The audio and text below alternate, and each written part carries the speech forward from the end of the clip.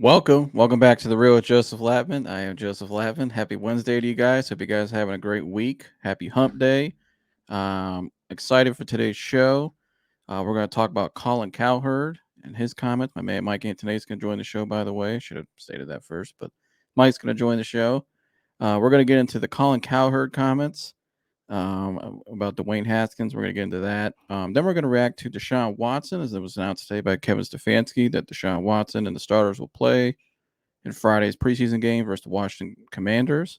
So we're going to get into that, of course. And also, the team that we're playing, we're going to get into the Ron Rivera, Eric Bieniemy thing with the players saying Ron Rivera comes out, the head coach of the Commanders, Riverboat Ron, and says, I had some players come up to me behind the scenes. This is what he tells the media. I had some players come up to me behind the scenes saying Bieniemy's too intense and coaching is too hard, even though they were just not a good team last year. So Eric Bieniemy is a two-time Super Bowl coach. So we're going to get into that as well. We find that interesting. And Mike's got another rant for you guys today. I don't even know what he's going to be ranting about. It's just going to be another off-the-wall stuff he told me. So it's Browns related. That's to fire his mic up. But for the first part of the show today, we're going to react to this post I saw today on Facebook from Oak Cliff Bible Fellowship, which is Tony Evans Church in Dallas, Texas. And they put out a post about pride. And so here's the post. It says, quote, "Not asking for help when we need it sounds like pride, because it probably is. It's not great to hear, but it's probably true for many of us at some point in our lives. Lord, help us to do away with pride and humbly seek wisdom and counsel in addition to our private time with you." And so I saw this today, and it really stood out to me because I feel like a lot of times when I talk to people, when I see people that just are dealing with anxiety, maybe what I went through, or just some type of problem, like whatever it is, you got an addiction, you got a problem, right? Uh, but I wish shout Sibling. But anyways, um, pride. I think pride and fear. I think goes with pride in some ways. Ego, which kind of goes with fear. All these things go with fear. I think pride is what holds a lot of people back. I think people are afraid to be vulnerable with other people, or even somebody private. I think people are afraid to admit they have certain things wrong with them or they struggle with things. I think people are afraid to let go of maybe something they've been holding on to that they know it's not good for them, whether it be something or someone. But we hold on to it and we try to, it's almost like you're trying to seek the wrong thing constantly from people or from just, you're trying to seek something. And at least from my experience, like when I left my high school when I was 15 years old, and that situation happened with me, and I've explained in my past episodes many times. For years, though, that pride that I had from that, because I felt I was betrayed in a certain image, and so with that, I put pressure and expectations on myself, and I started to believe everybody was judging me. I felt everybody was judging me back then. At that time, I felt like almost like you're trying to seek the approval or the validation or whatever you want to say, however you want to phrase it, trying to seek something from other people. And a lot of times you're afraid to, when you do that, you try to betray a false image of who you are. When you try to act like somebody you're not, when you're trying to please people, you're you know, trying to be what the world basically wants you to be or how people want you to be, you're not really being who you want to be. You're not really your true self. I think that kind of really fuels more anxiety, more stress, more pressure, more anger, whatever emotion you deal with, whatever problem you have. It feeds into your addiction. Um, all kinds of things. I ran into a guy yesterday who was going through something really hard time, and was telling me, his wife basically threw him out of the house, and because I don't know what the guy. I don't never really met the guy. I kind of met him randomly yesterday, but he was going through a lot of things, and he could tell he's going through some addictions and some alcohol problems and stuff like that. And but the guy was telling me though, he just felt like he was running with the wrong people. He said it just felt like he was trying to appease other people. It seemed like from what he was telling me, and it kind of put him in a rough spot in the end. He kind of crashed, and he's kind of in a funk. He's in a bad spot right now, and but I think a lot of times pride and ego and just not like it says there in the post, not asking for help, not reaching out, can really put you in a tough spot and can lead you to ultimately your pride could be your downfall. You can a lot of times see this too. God will give you so many chances, people just keep ignoring him. And the more you ignore God, the more you ignore what you need to do. You just keep accepting. It's kind of like freeloaders. People who freeload off other people. They know it's wrong. They know they shouldn't do it. They know they need to do better for themselves. The 30-something years old still, freeloading off their parents or whatever. But they just don't care, and they'll give you every excuse in the book of why they can't help themselves and why oh, it's tough, it's hard. They never do anything for themselves. They don't really take action. It's all just a bunch of talk.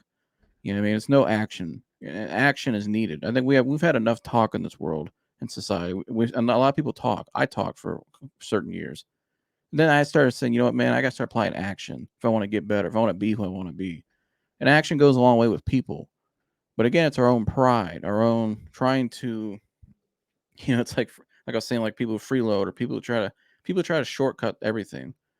And I think our society, the reason why we have so much pride, why we like this posture, why we don't ask for help is because we don't really see it. All we see is we see people what looks like the top, which really it isn't. It's not. It's fake. It's phony. But it's we people try to shortcut everything. They try to shortcut the process. They try to shortcut the journey, and they try to just cheat everything to portray a certain image. To try to a lot of it for social media or just to be liked by people. And I think that's what causes a lot of, like I said, what holds people back. And so that's my take on this initially. And now I'm gonna bring my man up here, the main man, Mike. Hello, hello. Hey, Mike. Oh, I'm little. There, there we go. Mike, welcome back to the real, my brother. Thank you, as always. Your rant the other day was I had a lot of people reaching out to me about it. If you guys haven't seen our last episode on Sunday, we did a live with me, Mike, and my father. And Mike went on a rant about Jedrick Wills at the end of that show. Go check it out. I'm actually going to post it on a separate video because I think Do it.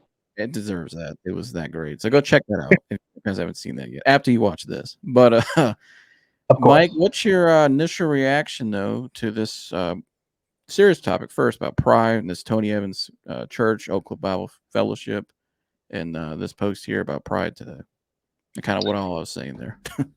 Yeah. I think pride is like a major sin issue, especially like in the West, and it really can boil down to like a sin issue.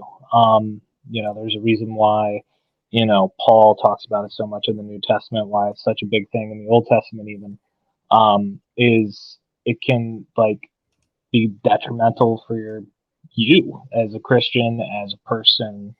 I struggle with pride a lot. Just, as a man, in the West, or like we're taught to like, you don't talk about your problems, right? Like that's the Right. most common thing with being a man, or at least like societal norms for men in America is you don't talk about your problems. Um, and that's pride. You don't want to admit like you're going through a hard time, and that could be with, financial struggles, addiction, familial struggles, friendship struggles, what have you. And, Mm-hmm. God tends to work on the spiritual end. If you want to talk about the spiritual end, is God tends to work through fellow Christians to help you through hard times. And, if you're not sharing what's going on, like, how are people Mm-hmm. supposed to help you? How are you supposed to get out of the rut? Because when it comes to any problem like that, whether it be, financial, familial, et cetera, everything I just said, you most of the time need a helping hand. And, it's Mm-hmm. something I struggle, something I need to get better at. I'm a super prideful guy. If I'm going through something, like it's hard for me to open up to even some close people until, like, you got to humble yourself. And, Yeah. it's always hard to do. It's not an easy thing, but most of the time it's the most healthy thing you can do spiritually, mentally, and, in some cases, like we were talking about addiction, physically. Mm-hmm. Um, so yeah, I mean, pride's a super, super big sin issue that, it's just as bad as greed. It's just as bad as, lust, sloth, gluttony, all that stuff. It's the reason why it's called one of the seven deadly sins. I know Mm-hmm. it's that thing, but like, it's a reason. And I feel like too, it's like, it's so common because it's like, there's always a difference, and I was taught this from a young age at my church. There's a difference between having pride in something and being a prideful person, right? Mm-hmm. Like you're allowed to feel pride in your work, or you're allowed to feel proud of something you did. Yeah, it's okay to That's not, feel accomplished about something yeah, it's accomplishment that you exactly. worked But hard like for. being right, but being prideful is not a good thing, And sometimes when people think of a prideful person, sometimes the automatic like thought is like, oh, like a super narcissist, right? Like, oh, I can do no wrong, I'm the shit all the time at everything, Mm-hmm. always. That's what people think is a prideful person, but most of the time it's just somebody who doesn't want to look bad. And none of us like looking bad, right? But like Mm-hmm. by not talking about your problems, you're just omitting the problem from people that care about you and people that want to help you. And hell, I know people, I mean, me included, I don't even like to pray about my problems sometimes. I was like, oh, God doesn't want to hear about this. That's like legit the point. Um, so like, I, I get it, and like that's what being prideful is. It never has to be so like brash and like in your face as being like an ultra narcissist. Mm-hmm. I was actually just having a conversation with one of my best friends about this, about my pride issues, because I had a situation come up the other night where I couldn't go to something because we're trying to save money at the moment, and I didn't want to you know put out that image of like, oh, like I'm scraping pennies together right now. You know what I mean? Mm-hmm. Even though, like, in that moment, I fell to the sin of pride by not Yeah. going to a church hangout because Mm-hmm. I didn't want to look bad, And some I gotta get better at. Some I think we could all get better at, you know. Yeah, and I think too, like that's a great point you made. That's what I wrote down in my note here was the societal pressure, and we've been talking about this a lot because I think especially people our age group, just really in general, but especially in the people in our 20s or early late teens rather, um, early 20s.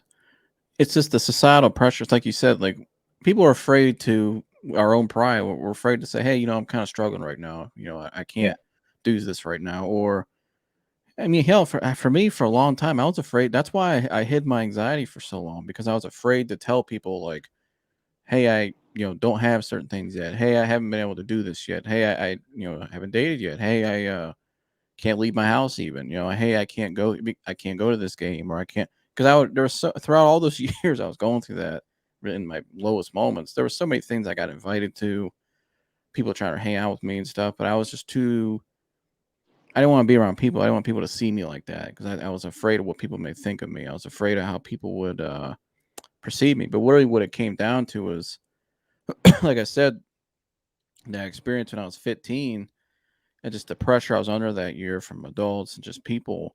It made me start to second guess myself, and then with that, I started to think people were just constantly judging me. Because there were people that would.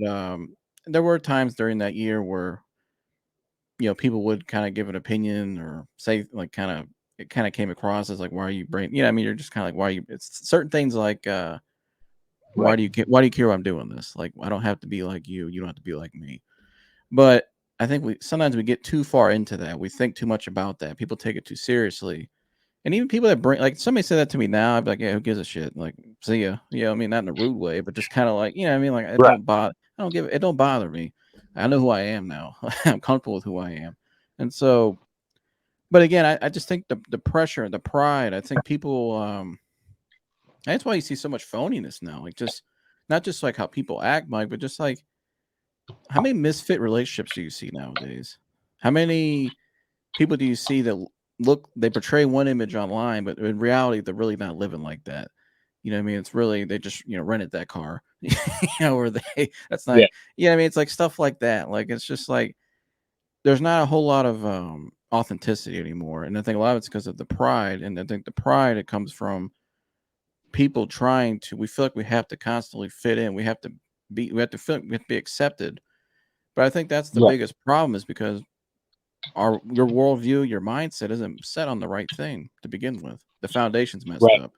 You are not taking, and again, it's something that all modern Christians really struggle with is taking your identity in Christ and taking your identity in God. And something I struggle with, I tend to, like, when I was in the car business, I took my identity from how much money I was making, how much, how many cars was I selling? Was I getting praise from management? All that good stuff. And I wasn't taking my identity from the right place. And that's pride, you know, it's an identity issue. Um, and even if you haven't really come to Christ yet, like, you can, if you're not taking your identity in that, like, take your identity in your friendships, your relationships, your, people that love you. Mm. Um, if you take your identity from that, you won't be so image obsessed. Um, but it's something that we as Western American men fall into a lot, is taking our identity from material things that just don't matter. It makes you more prideful. Yeah, I think too. It's like you see so many people nowadays too. Like this, just like, just it's just insane to me just how people will go out and do things and almost like permanent damage. Just Mm-hmm. to people go get dumb tattoos, or people will go get like just stupid things like that, even just to I like. got some Yeah, see, like, tattoos. but you know what I mean. But like, not, I mean, but you know what I mean. Like, there's a lot of people out there Yeah, who go out and make foolish decisions. They'll overpay for things they know they can't. That we know will put us in a jam at the time. You know what I mean? Or we'll just to just say things we don't really mean. We'll be right, somebody we're not. But I think the more you do that subconsciously, I think it leads to the emptiness people feel when you, right, because if it doesn't last, it's fake. Unless you can hang on for so long, they portray that image, but it's fake. It's not real.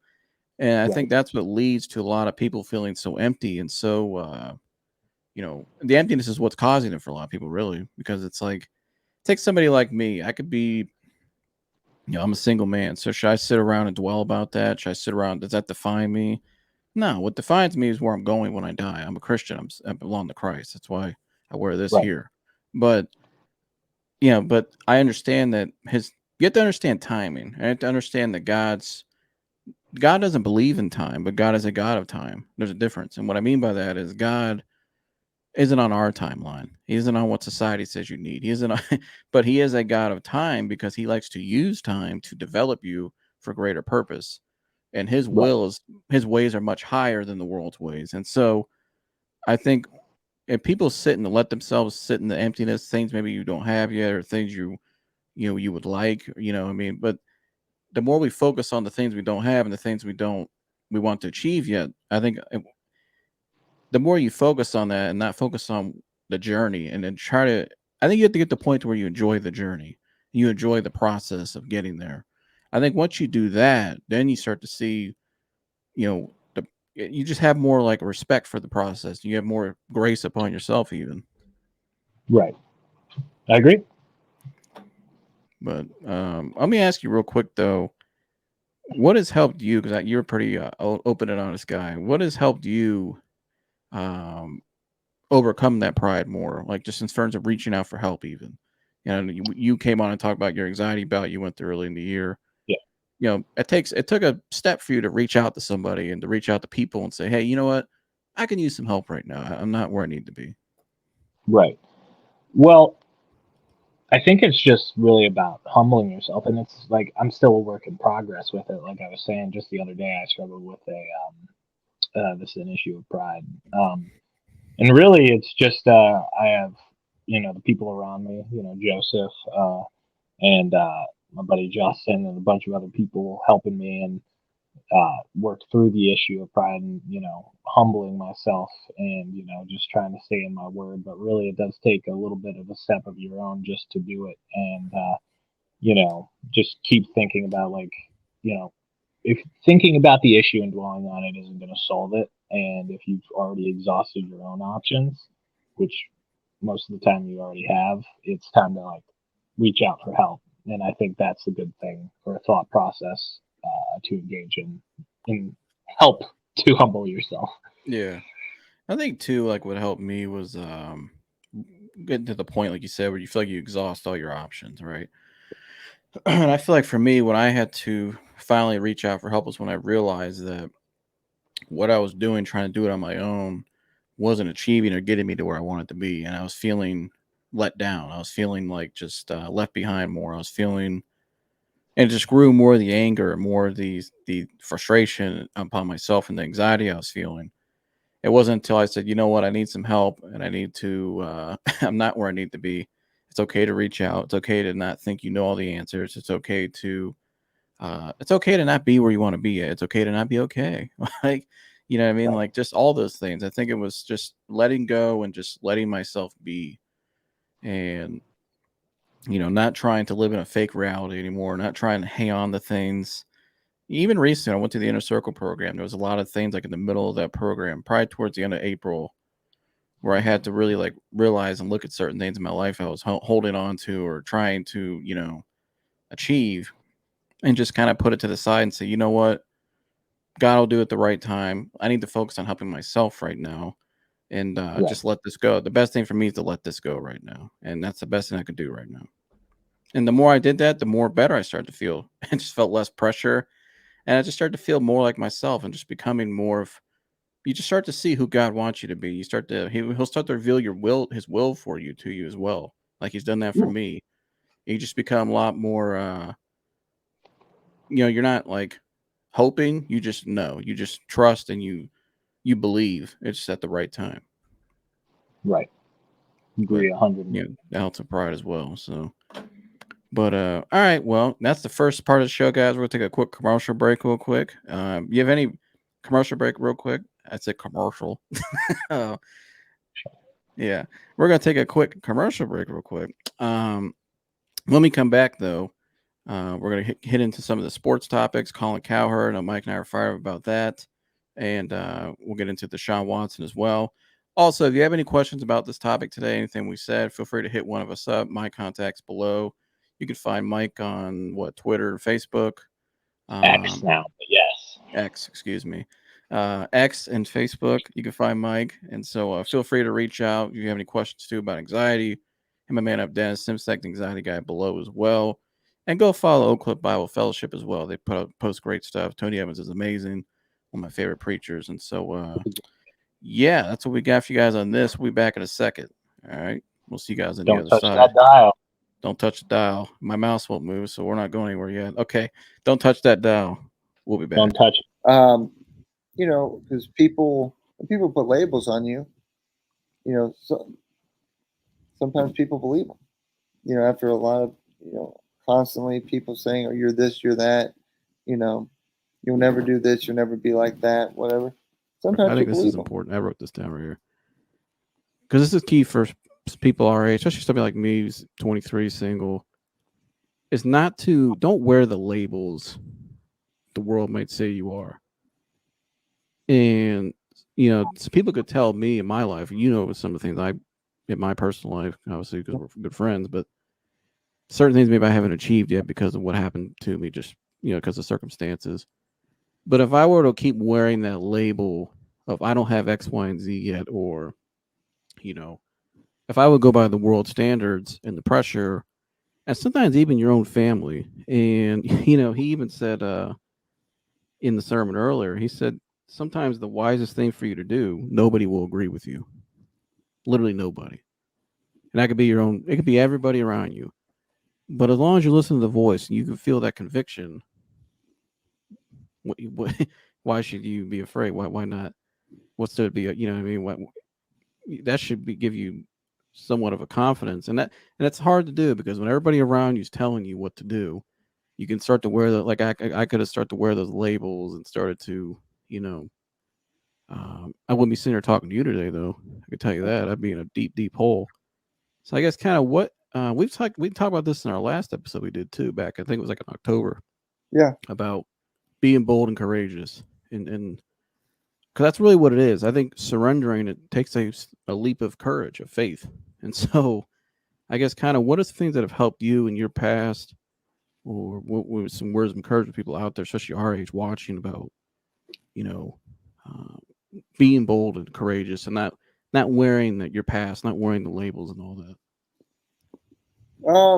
It's something that's, it's easier said than done, but you definitely have to try to Mm. surrender it all to God, just giving it to Him, laying at the foot of the cross, and just trusting Him through it all. Because when people put labels on you, so sometimes people believe them. After a lot of, constantly people saying, "Oh, you're this, you're that," you know, "You'll never do this, you'll never be like that," whatever. Sometimes you believe them, after hearing it enough, and then at the end of the day, it's just lies. But you have to trust that, you know, Christ is going to set you free, because He said He will. You just got to take the first step and surrender it to Him first before He takes it. Because He's not going to do it forcefully. He's going to do it. He wants you to take the first leap of faith.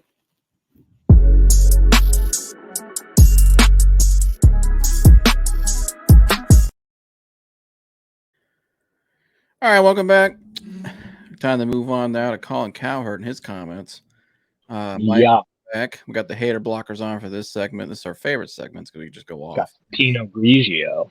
You got some what? It's a French afternoon. Pinot Grigio. All right. We're going to play this Colin Cowherd clip real quick. I know everybody saw this yesterday. If you haven't, Colin Cowherd decided to do a list about quarterbacks who can't win a Super Bowl. And as he's doing the list, he lists Dwayne Haskins. Well, Dwayne Haskins tragically passed away, God rest his soul, last year in the spring of 2022. 2022, he passed away in that spring. It was like a week before the spring game. And so the fact that Colin Cowherd listed Dwayne Haskins still is very alarming to me. It's just, I think a lot of people are just kind of like, we'll get into it in a second. I'm going to play the clip real quick so people could see it. And then Mike and I will give our take on it because it's, if I can get this mouse to move, Mike, this mouse will not move today. What is going on? Okay, there we go. We've had some technical problems today. This is our third time. Yeah. The first time we tried recording this episode twice, and the first like 5 minutes of each one was just something happened. So we said, you know what, the hell with it. So, but okay, here we go. I'm gonna play the clip now.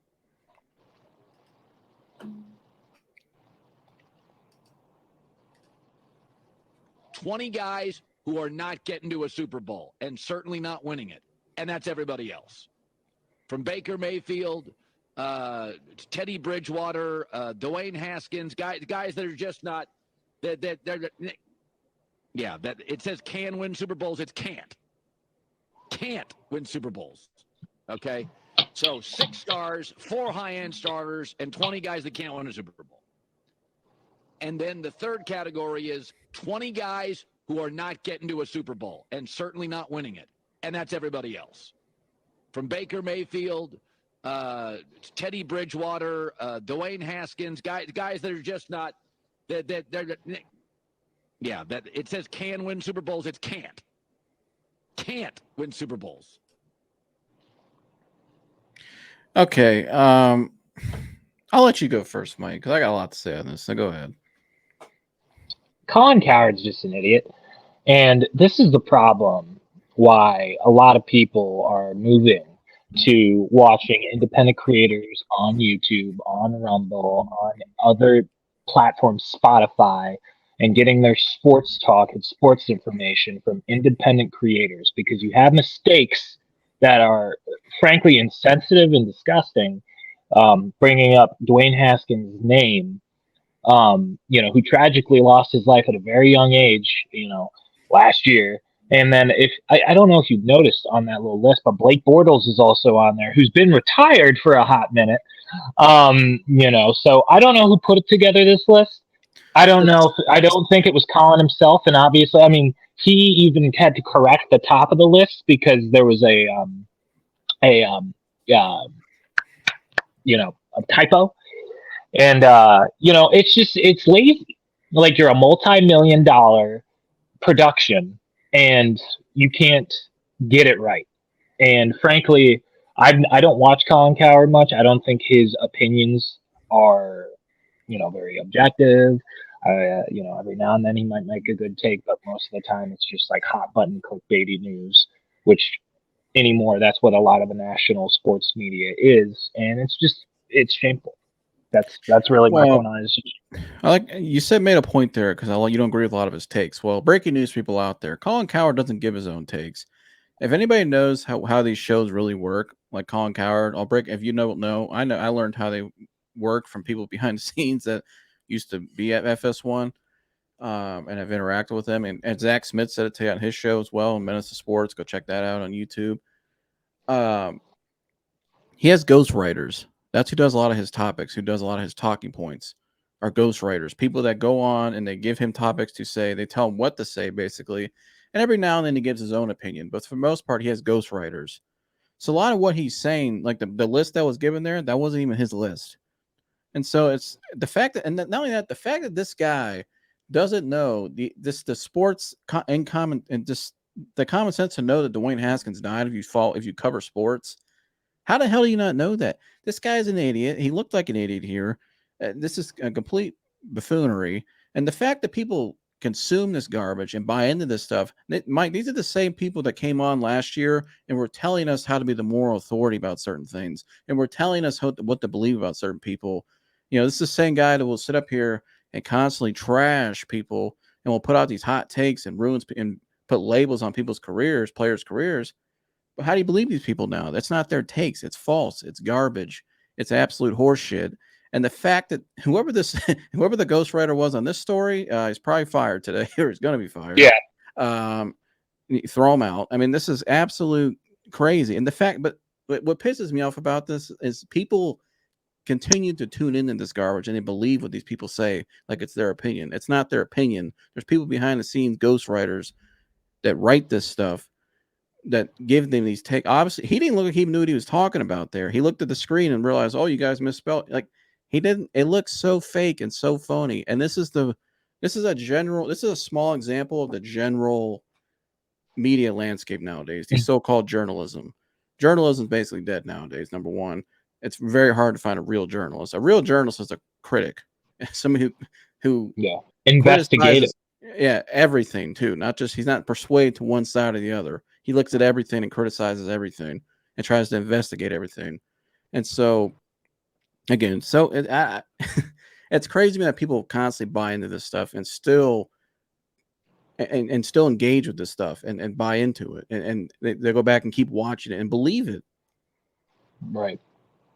Yeah. No, if this isn't like you said, that guy's fired, and this, I mean, I'm done watching Mr. Hurd, unfortunately. Everybody say it, hashtag Cowturd today. Yeah, hashtag Cowturd. Speaking of clips, before we get into the Deshaun Watson Commanders game, because I want to be calm for that. Okay. I want to be uncalm for this. I want you to see if you can find a clip on X. Adam Rank on his Browns season prediction. Real quick, see if you can pull up that clip. I just want the audience to see it before I talk. Adam Rank. For those of you who have seen the clip, you might know what I'm talking about. It's all over the X feed. I don't even know what we're calling that anymore. X feed? That doesn't sound good. That sounds like something else. I'm still going to call it Twitter for the sake of it, because X feed doesn't sound good. The Twitter feed, for those of you who frequent the Twitter pages, know exactly what I'm talking about, especially if you're a Browns fan. Because looks like somebody came to work drunk and then decided to make a season prediction. So, if we can find the clip, you will watch it. And then I will talk about it. I'm half a glass of Pinot Grigio and I'm ready.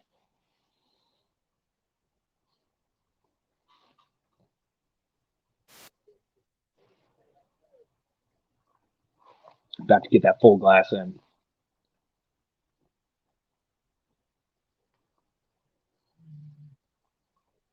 Man, Joseph, are there any sports writers right now that any sports shows that you would even recommend for people outside of Colin? Like, I don't even think there's one. Here it is. You found it. Lovely. All right. For them, what is in store for 2023? Well, they're going to open up with a loss against the Cincinnati Bengals before getting a win over the Pittsburgh Steelers, a loss to the Tennessee Titans, but a win over the Baltimore Ravens to level up at 2-2 heading into the bye week. But then a very tough game against the San Francisco 49ers.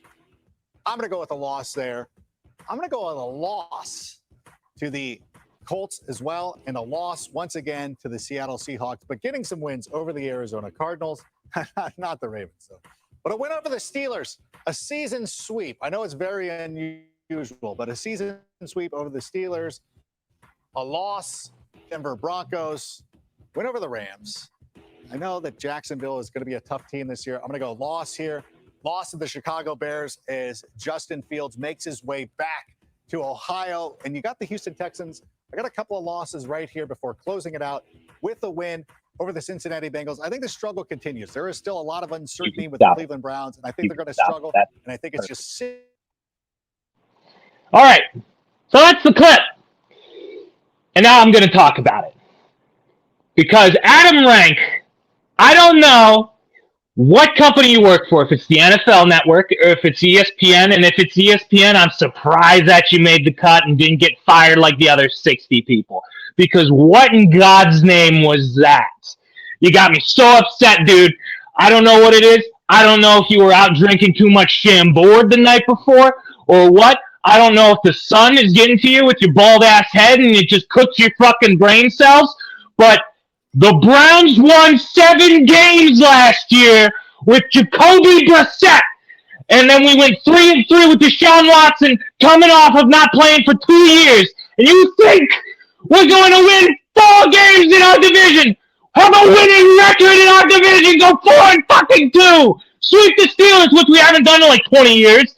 And lose the rest of the fucking games to the AFC. Lose to Anthony Richardson and the corpse of the Colts. Lose to fucking the Jaguars. No one fucking believes in the Jaguars. Not even the Jaguars. It was a surprise to them when they came out in the playoffs. But you, Adam Rank, think we're going to win one less game with a better team. What the fuck are you on, dude? I don't know if you're doing it for clicks. You've obviously made me upset. You've obviously made the rest of Cleveland fans upset. We're a passionate fan base. But you, Adam Rank, I swear to fucking God, if we win above 9 games, I hope and pray to God that you know Jesus, because we will never let you hear the end of it, Adam Rank. I swear to God.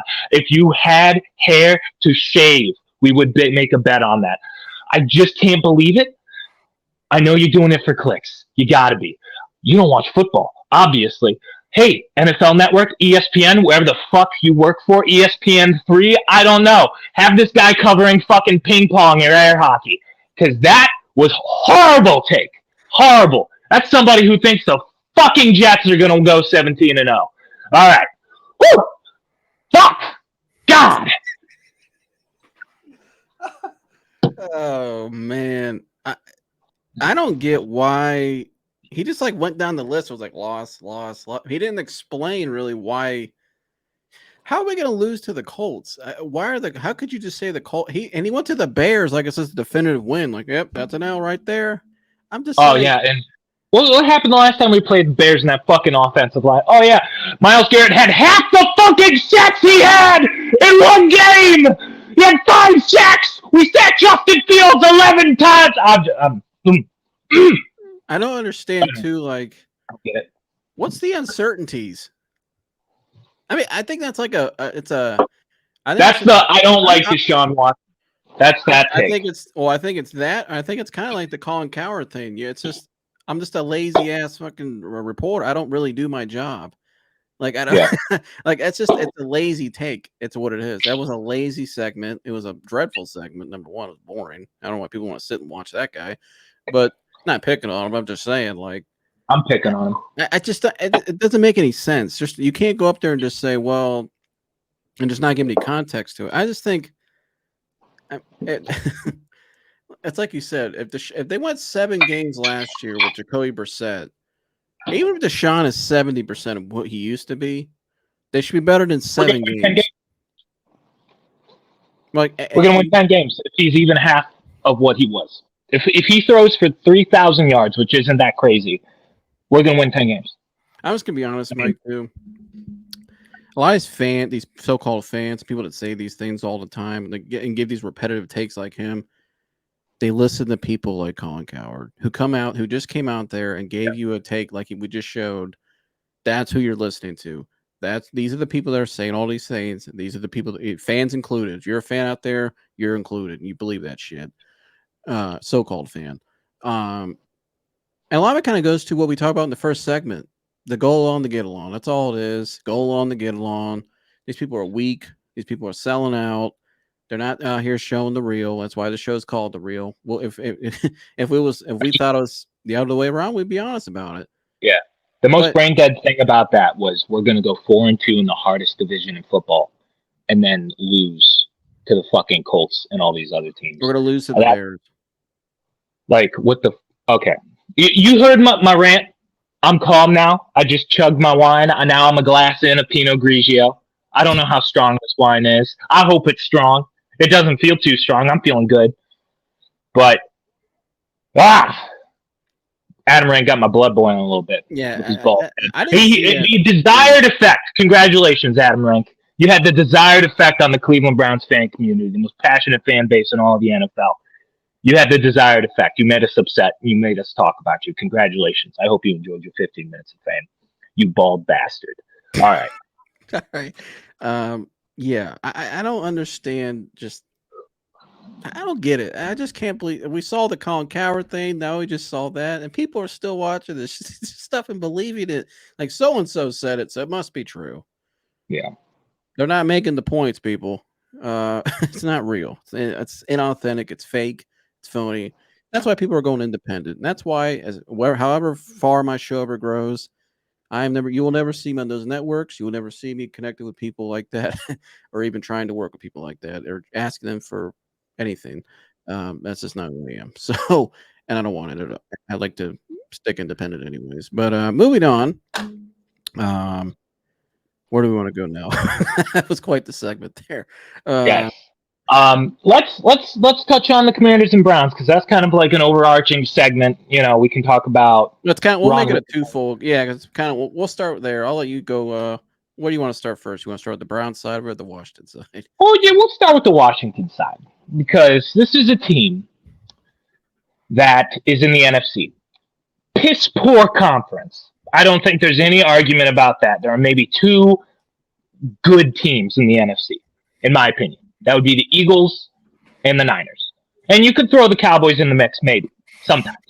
Right. But you have the Commanders, who, admittedly, in my opinion, I think they have a lot of talent. I like their run game. I think they have a really good young tight end. I think they have good pass catchers. I like Jahan Dotson. I really like Terry McLaurin. Sam Howell, you don't know what you have in him yet. He's a second-year guy, right? You have a really good defense, great defensive line. You got Chase Young, you got Deron Payne, you got Jonathan Allen, you got fucking guys everywhere. I love their defensive line. Huh? No, they got Montez Sweat still, and they drafted the guy. Yeah, I think they still got Montez Sweat. They got fucking guys everywhere. Their defensive line is probably the best in the NFL. I'm not even bullshitting. Maybe the Eagles or the Niners can put up to it, but that's a beefy defensive line. Their linebacker room's good. They have decent enough corners. Their safety room's okay. And they just drafted that kid out of Mississippi State who played with Martin Emerson as their new number one corner, who I like. Oh, I think I don't want to say it. Was it Emmanuel Forbes? Emmanuel Forbes, thank you. Yeah. But what I don't understand, I thought they had a great offseason. You hire Eric Bieniemy, amazing. I think is a great offensive coordinator. Hasn't gotten a head coaching job because whatever. Yeah, it could be that people thought, oh, you had Patrick Mahomes. Oh, you had Andy Reid, blah, blah, blah. Mm-hmm. I think Eric Bieniemy isn't that guy. I don't think he's the I'm just going to get a coffee guy. He called the plays. Andy Reid said he calls the plays. It's his offense. Mm-hmm. So I think that was enough. And I don't understand how Ron Rivera, who in my mind, isn't that bad of a head coach. He's a very accomplished head coach. He was always very well respected, very praised in the media. Very well respected coach. Yeah, I like Ron Rivera, or at least I thought I did. He comes out against his new offensive coordinator, 2 Super Bowl winning offensive coordinator, Eric Bieniemy, who's had nothing but success in the league, and calls him out in front of the media because he coaches too hard. Maybe he's trying to coach you up to a championship caliber. The NFC is a very winnable division no matter what team you are. And he's trying to coach your guys up to do it. The Commanders have talent. I think they could be a playoff team at the very least. You only got to win 9 games in the NFC to make the playoffs, right? Mm-hmm. I mean, very weak. The Bucks did with 8 games. Fuck. I mean, outside, I would say probably their division is probably the most difficult in the NFC.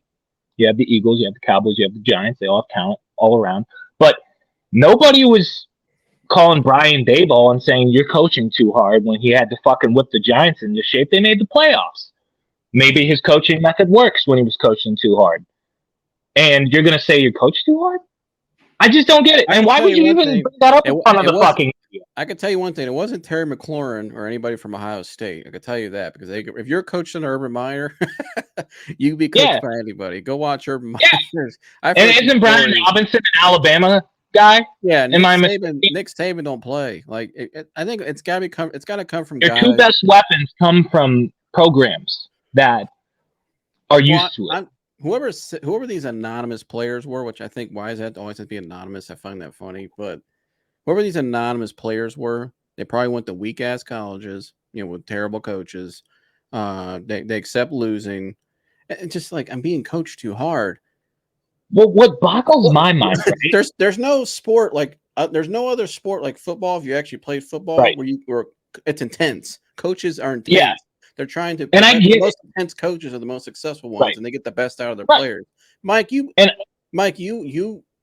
were coached by my dad in car business. Yeah. My dad's not the easiest person to be coached by a lot of times because he's trying to get the best out of you. Especially not at first. I mean, you can give plenty stories about the times my dad would have to light you up, but you understood as time went on, it brought the best out of you, and look how close and look how close you became with him.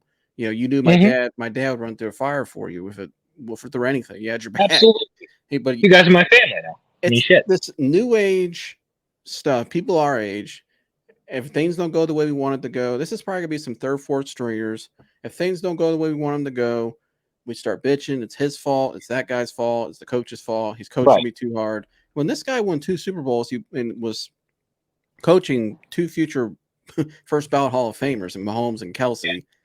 I think he knows what he's talking about. He's coached and he coached Tyreek Hill, who's the first ballot Hall of Famer in my opinion. Yeah, and probably the second best coach in the sport outside of Belichick and Andy Reid is who he learned from.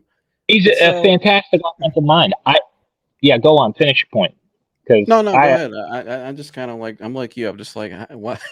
Number one, I just don't understand. I'm more disgusted with Ron Rivera. Because I don't understand. Why would you even make this a public issue? That's what I don't. Well, yeah, right? I have no. He put Bieniemy in a tough spot because now what's going to happen? He fucking throw him under the bus in front of the national team. Why would you do that? If they come out and play like shit this year, win like 4 or 5 games, which a lot of people think they're not going to be that good. If they come out and win, or just a bad, just an okay year, Bieniemy's not going to get let go, and now Bieniemy's going to be back. And now not only that, Bieniemy's going to be stuck in the college ranks now because of this. Yeah, I don't understand what. Like, here, I get to a certain point, you can't be so tough on these guys, right? Because they're grown men, they're making money, it's a job. It's not like college, right? College, you have certain things. That's why Urban Meyer didn't work out in the NFL. That's why Nick Saban didn't work out in the NFL. However, Eric Bieniemy isn't that guy. Eric Bieniemy has a fucking winning track record. He's one of the best offensive coordinators in the past 10 years. And you throw him in front of the bus in public. That's what I don't get. Ron Rivera is a smart coach. Is he threatened by Eric Bieniemy? Is he worried for his job? That's the only thing I could think of because why would you make this a public issue? I'm not an idiot. I don't think we're idiots. There's no way in our own building, right? Kevin Stefanski probably doesn't agree with his offensive special teams and defensive coordinators half the time, but they don't make it a public issue. They go behind closed doors in their little meeting rooms. They talk it out. They figure it out. That's how it's supposed to be. Why do you make it a public issue? And the other thing I don't understand is you look at a guy as accomplished as Eric Bieniemy from the player standpoint, right? If you're an offensive player and you look at Eric Bieniemy, why aren't you instantaneously thinking, hey, this guy probably knows what he's doing. He knows what he's talking about. Look at our defense, our own defense, and how they're dealing with Jim Schwartz. Jim Schwartz, who's had at the time he's had a defensive coordinator job, one of the best defenses ever to win the Super Bowl with the Eagles, and then he had a top 5 defense with Detroit and all these other fucking teams. And he's not the easiest, most soft-spoken guy out there. He's going to ride you. He's going to curse. He's going to yell at you. But our defensive players are eating it up because they respect Jim Schwartz. Because they look at him and they go, hey, you're a defensive mastermind who's won a Super Bowl because of the defense. You know what you're talking about. I respect you. You yell at me, I get it. He's earning the players' respect. He's earned it. Yeah. So if you're an offensive player on the Commanders, why aren't you thinking that with Eric Bieniemy? This is a guy who's won 2 Super Bowls, 2 whole Super Bowls, who's been in countless playoff games, who's coached the best of the best his whole career as an offensive coordinator. That's what boggles me too.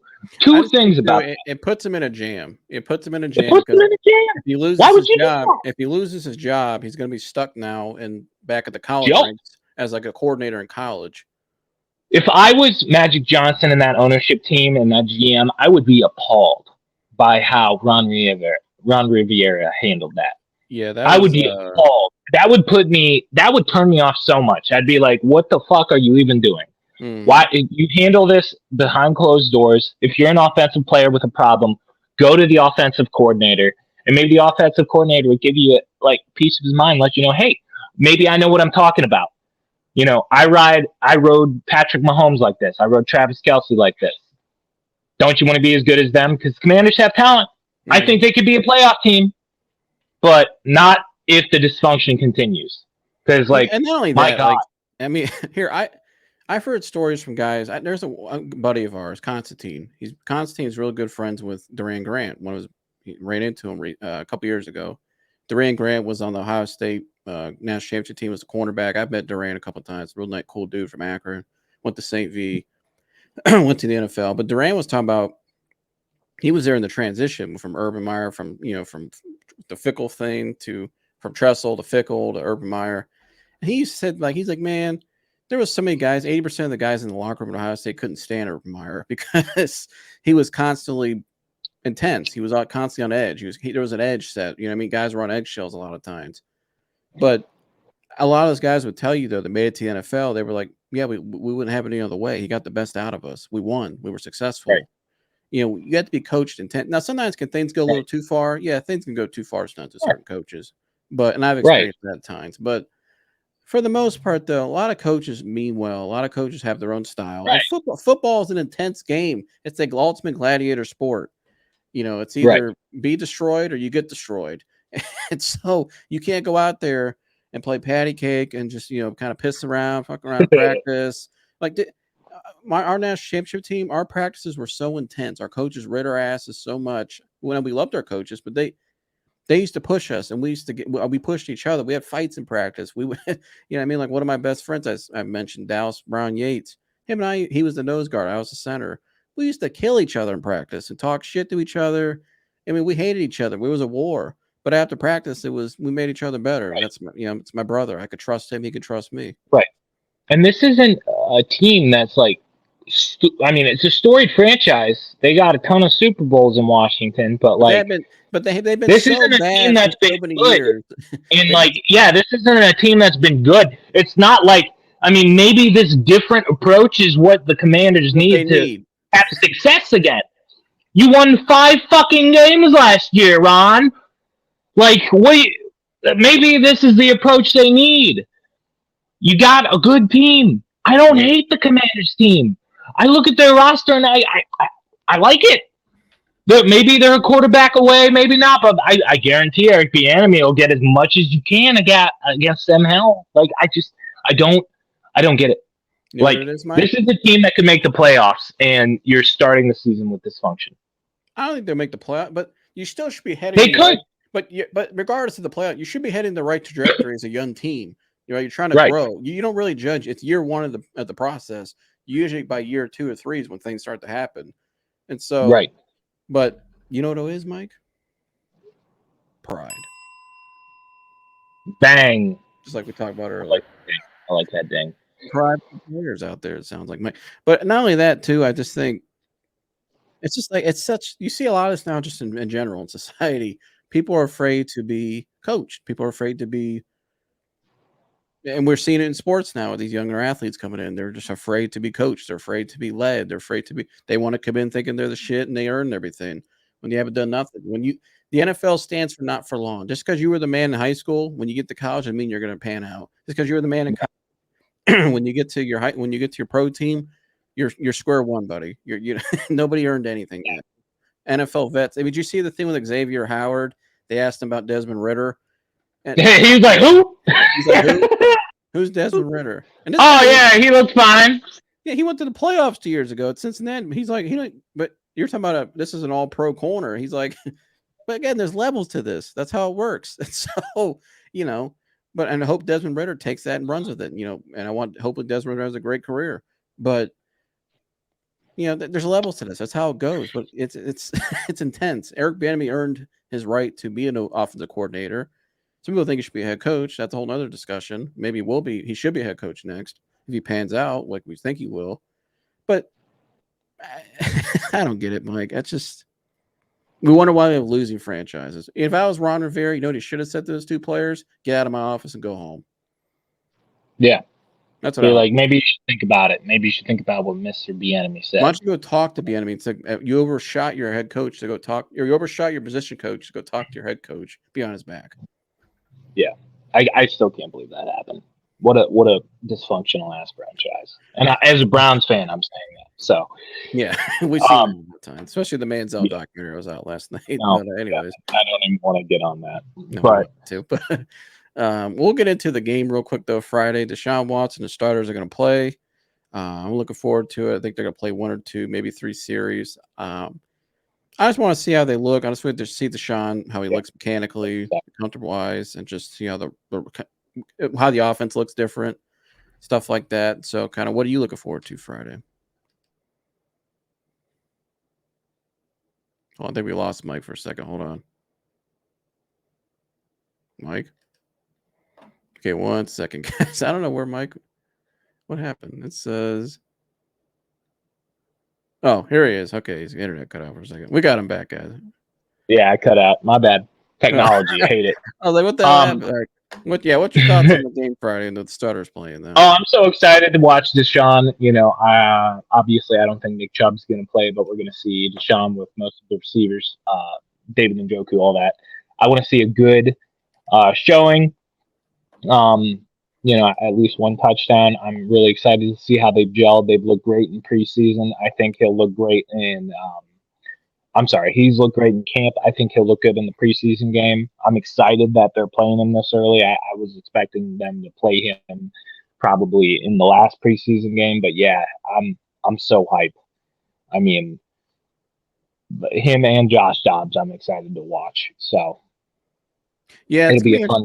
Did you see too? The Hall of Fame game had the more views in the NBA Finals and the Stanley Cup. Yeah, I did. That's insane. The MLS Cup, wherever the hell it is. Yeah, that's insane. So imagine what the views are going to be for this game Friday night. Everybody's been tuning in to watch. So, yeah, I'm excited to see what they look like. I want to see what this offense looks like. I want to see the receiving core. I want to see too I want to see what happens with Cedric Tillman this week. Does he get more touches this week? Do they give him more play time? I want to see that because Amari Cooper probably won't be out there, so we'll see Cedric, David, and Elijah more than likely because they don't like to play the wide receiver 1, running back 1. We won't see Miles. We probably won't see Za'Darius, so we'll probably see. What about DPJ? Oh, I'm sorry, DPJ as well. Yes. Should be Tillman, DPJ, and Elijah because Amari's not going to play. Yeah, and that makes sense. I don't think he will. I wouldn't play. No, I wouldn't play him either. Do you think we'll see Jerome Ford, or is he? Jerome Ford is weak, so you'll probably see Dimitri out there a lot. Oh, yeah, that's right. I forgot Jerome's. They said today he's battling some stuff, some injuries. Yeah, but it's not as bad as it looked eventually. He's week to week, so he's probably just got something sprained or whatever. Would you consider Zeke Elliott? If Jerome was going to be out for a while, then yes. But since he's week to week, I don't think they'll bring in another running back. I think they're happy with the room they have. If Jerome was how John Kelly plays again. I thought John Kelly, is that John Kelly? John Kelly, preseason champ year after year. He looked pretty good last week. I'm not gonna lie. He looked pretty good. He showed some. He looked a lot different than the previous years. I'm curious to see if they. I mean, he looks that way every year, and he's a perennial practice squad guy, and that's what he's going to be until the end of his career. But we need guys like that, you know. And I'm just curious to see if they give him a little more like real play touches, more runs. Can he? I don't know. I'm real curious to see what can he actually make the real team this year. You think and be possibly if Forbes that? You don't think so? No, I think Jerome Ford's going to be healthy by week 1, and I think it's going to be Chubb, Ford, and Felton. Probably Felton. I agree. So I think, again, I like John Kelly. I like how he's a workhorse. I like how he helps in practice squad, and he'll continue to do that, you know, and that's just who he is. And some players, you know, every team has a player like that, and that's just John Kelly for us. I like him, but he's never going to be that guy who is going to be in an NFL game, you know. Yeah, I agree. I think too. What are you looking forward to see from Deshaun? I think for me, I want to see mechanically how he looks, just like comfort wise.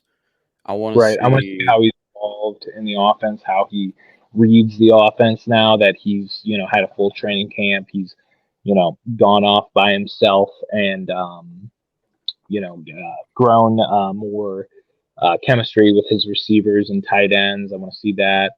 I want to see how he moves. I think too, if I'm Stefanski, I'm starting off with this easy completions, little short passes just to get his rhythm going.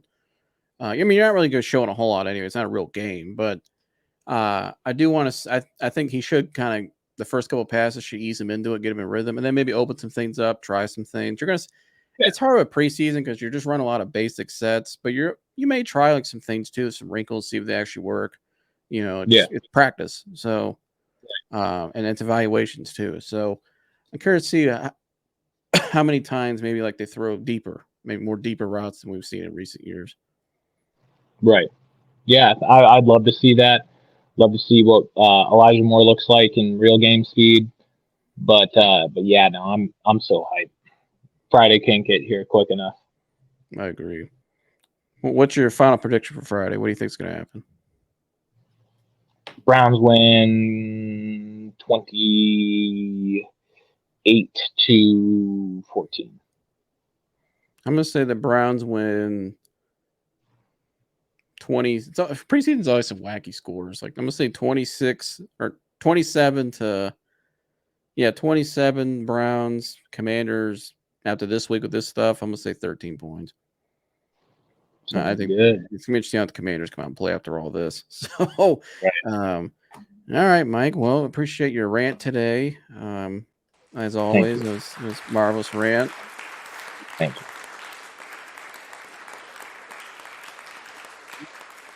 you. You had to have Monte for that rant. Yeah. I need to let loose on Mr. Rank. Yeah, Mr. Rank. We don't approve of that. Don't approve of that. So got a bald head. Huh? What? What'd you say? I couldn't hear you. I said he had a bald ass head. Yeah, yeah, Mr. Bald. You said he's a bald bastard. So, yeah. Yeah. I don't think I don't. That just didn't make any sense to me. None of this made a lot of things we talked about today just did not make sense. I don't want to get back into it. Yeah, we've done it enough. Leave a comment below, guys, what you guys think of the things we talked about today, and we'd love to hear it. So, all right, Mike. Well, we'll see you on the post game after. We'll react to that game sometime. Hell yeah! After it. So, all right, Mike. We'll see you in the next one, brother. See you in the next one. As always, thank you. All right, peace. All right, you guys, appreciate you tuning in today. If you like today's show, hit the like button for me. If you're new here, hit the subscribe button. Share this content for me. Leave a comment below. I'd love to hear back from you guys. And yeah, good show as always. Very interesting today. We start off with a more serious topic, talking about pride. And then Mike and I got a little fired up there in the back end with some of the topics. Just a lot of weird, crazy things going on in the sports world right now. So, yeah, especially in the media world, there's a lot of weird things. So, a lot of things that you really question why, like, you really question the authenticity of a lot of these things nowadays. So, but yeah, that's all we got for you guys today. Hit the like, subscribe, and share button for me. I'll see you guys in the next one. I'm out of here. Gone.